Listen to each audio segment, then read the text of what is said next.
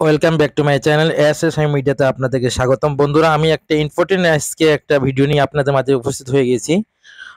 আপনারা দেখতে পাচ্ছেন আমি এই মুহূর্তে লক্ষ্মীপুর জেলার মান্দারি বাজার সংলগ্ন একটি হাইওয়ে রোডের মধ্যে আমি আছি। এখানে কিছুক্ষণ পূর্বে একটি অ্যাক্সিডেন্ট হয়েছে। আপনারা দেখতে পাচ্ছেন এখানে কি পরিমাণ স্পিডে ব্রেক করা হয়েছে। দেখতে পাচ্ছেন টায়ারের চিহ্ন।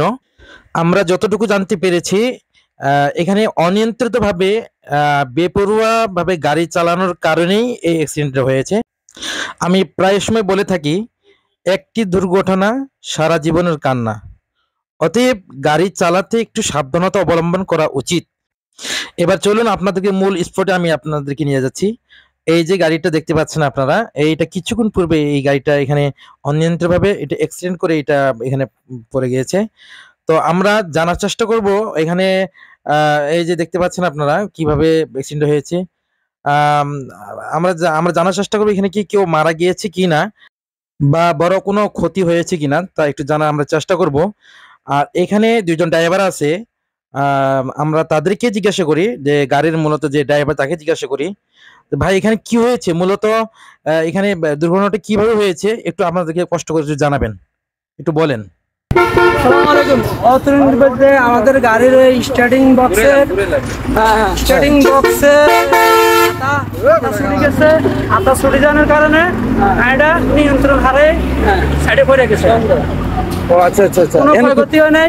ড্রাইভার হেল্পার তোমার ঠিক আছে, কোনো সমস্যা নাই। ঠিক আছে, ধন্যবাদ ধন্যবাদ। আমরা ড্রাইভার সাহেবের সাথে আমরা সাক্ষাৎ নিলাম। আলহামদুলিল্লাহ, আমরা জানতে পারলাম অল্পের জন্য ২টি প্রাণ বেঁচে গেল। এক কথায় অল্পের জন্য ২টি প্রাণ বেঁচে গেল। বন্ধুরা, আমি বারবার বলে থাকি যে যত গতি তত ক্ষতি। এই জন্য আমরা আমাদের যারা আমরা গাড়ি চালাই রোডে বা রাস্তাঘাটে যারা আমরা গাড়ি চালাচ্ছি, আমাদেরকে একটু সাবধানতা অবলম্বন করা আমাদের দরকার।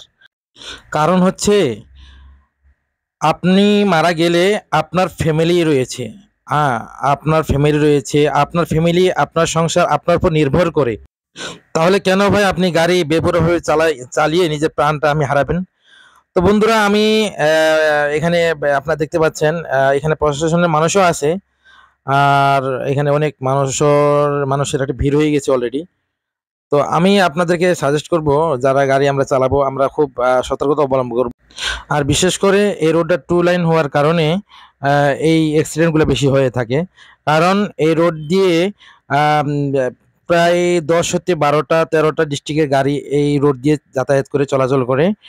প্রচুর ভিড় থাকে। যদিও এখন দুপুরবেলা রোডটি সম্পূর্ণভাবে ফাঁকা। এখানে প্রশাসনের মানুষ আছে, প্রশাসনের মানুষ মনে করছে আমি ফেসবুক লাইভে আছি। যেহেতু ফেসবুক চালানো বর্তমানে বাংলাদেশে নিষিদ্ধ। তো পরে আমি বললাম, না ভাই আমি ভিডিও করতেছি, লাইভে নেই। তো তো বন্ধুরা, আমি ভিডিওটি শেষ করতে যাচ্ছি। আমি আপনাদেরকে একটা উদাত্ত আহ্বান জানাবো, যদি আমার এই ভিডিওটি আপনাদের থেকে ভালো লেগে থাকে অবশ্যই লাইক কমেন্ট শেয়ার করে ভালোবাসার পরিচয় দিবেন এবং বেশি বেশি শেয়ার করে মানসিক সতর্কতা করার জন্য সকলের কাছে আমি উদাত্ত আহ্বান জানালাম।